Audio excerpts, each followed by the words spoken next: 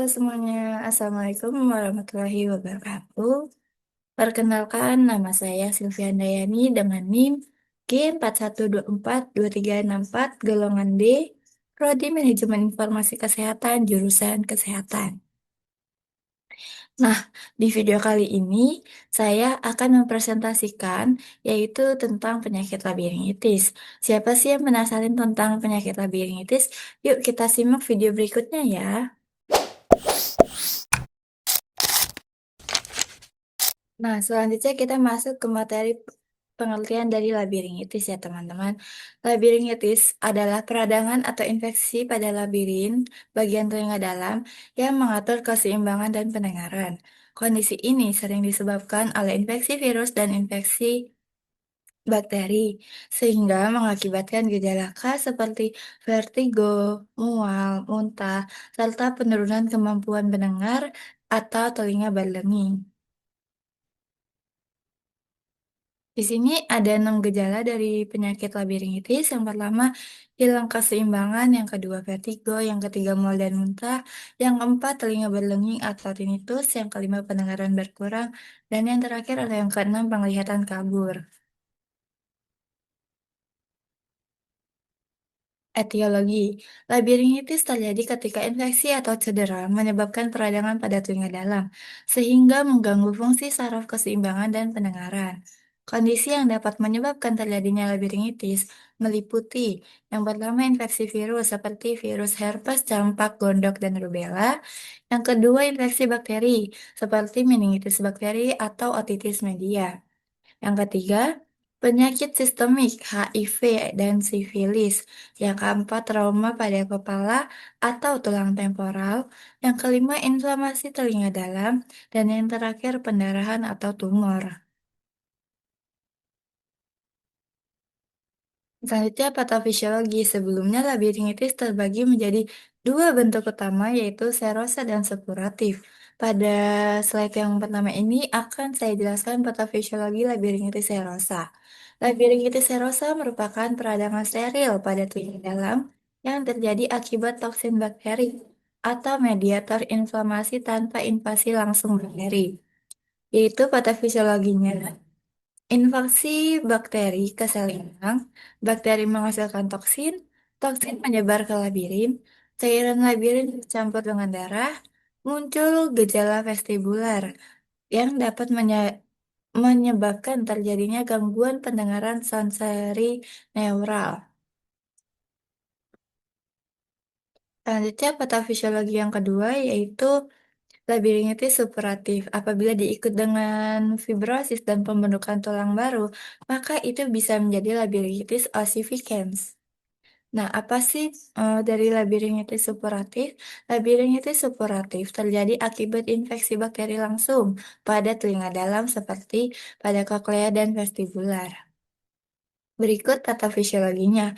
Invasi bakteri ke koklea dan vestibular, akumulasi atau penumpukan leukosit polimorfonuklear di ruang perilimfatik, terjadi inflamasi berat pada cairan labirin, muncul hidrops endolimfatik dan nekrosis membran lain, sehingga terjadi ketidakseimbangan ion cairan dan gangguan tekanan osmotik yang dapat menyebabkan gangguan pendengaran dan disfungsi vestibular.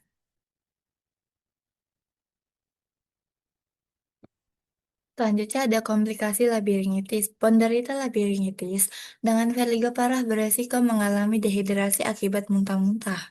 Labiringitis yang tidak tertangani juga dapat menyebabkan komplikasi kesehatan berupa yang pertama, meningitis, terutama bila terjadi labiringitis di kedua telinga, yang kedua gangguan pendengaran, dan yang ketiga oskilopsia, yaitu gangguan penglihatan yang membuat penderitanya melihat benda diam seolah-olah bergerak atau bergetar. Selanjutnya ada pemeriksaan penunjang. Yang pertama ada audiometri untuk mengetahui sejauh mana gangguan pendengaran sensori neural yang diderita oleh pasien. Yang kedua MRI kepala, yaitu untuk mendeteksi stroke, tumor otak atau pendarahan otak. Yang ketiga elektroensefalografi atau EEG, yaitu untuk memeriksa gelombang otak. Yang keempat nistagmografia atau ENG, yaitu untuk memeriksa gerakan mata dan otot yang mengontrolnya. Yang kelima, tes Romberg dan gaya berjalan tandem. Ini dilakukan apabila pasien datang dengan gangguan gaya berjalan dan keseimbangan. Yang keenam, tes laboratorium. Ini dilakukan sesuai dengan gejala yang dialami pasien dan diagnosis banding. Yang ketujuh, CT scan, yaitu untuk menunjukkan deposisi tulang densitas tinggi di dalam membran labirin. Nah, pada labirin ossificans akan ditemukan gambaran sklerosis irregular atau obliterasi dari koklea, kanalis semisirkularis atau vestibula dengan derajat keterlibatan yang berbeda. Yang kedelapan atau yang terakhir, otoskopi, yaitu untuk memberikan petunjuk mengenai etiologi dari penyakit yang diderita oleh pasien. Selanjutnya ada penata laksanaan. Pada terapi labiringitis juga harus disesuaikan dengan etiologi dan gejala yang diderita. Yang pertama ada penata laksanaan melalui medikamentosa. Di sini ada 6. Yang pertama itu adalah labiringitis bakteri akibat otitis media dapat diterapi dengan antibiotik topikal atau tetes telinga. Yang kedua, labiringitis dengan gejala sistemik dapat diterapi dengan antibiotik oral atau intravenous sesuai tingkat keparahannya. Yang ketiga, labiringitis autoimun dapat diterapi dengan kortikosteroid. Nah, jika terkait sifilis atau HIV, harus mendapatkan terapi sesuai dan dirujuk ke dokter spesialis. Yang keempat, labiringitis dengan vertigo dapat diobati dengan benzodiazepin dan antihistamin. Yang kelima, labiringitis dengan mual dan muntah dapat diobati dengan antiemetik, misalnya prochlorperazine. Dan yang terakhir, labiringitis dengan gangguan pendengaran mendadak dapat diobati dengan kortikosteroid dan dirujuk ke dokter spesialis. Selanjutnya, penata laksanaan yang kedua yaitu non-medikamen. Di sini terbagi menjadi tiga, yaitu labirintitis akibat virus ditangani dengan hidrasi dan tirah baring atau istirahat total. Jika gejala memburuk atau ada tambahan gangguan neurologi, segera konsultasi ke dokter spesialis. Yang kedua, labirintitis dengan atorhea purulan atau perforasi membran timpani. Ini dilakukan pembersihan telinga dan yang terakhir, labiringitis dengan gangguan pendengaran dilakukan rehabilitasi dengan alat bantu dengar atau implan koklea.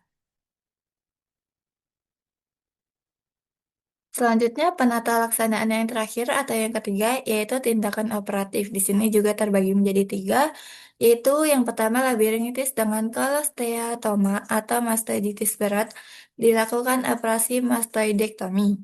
Yang kedua, labiringitis sekunder akibat otitis media dilakukan drainase fusi atau miringotomi. Dan yang terakhir, labiringitis dengan tuli sensori neural berat dilakukan operasi pemasangan kabel silikon atau implan koklea.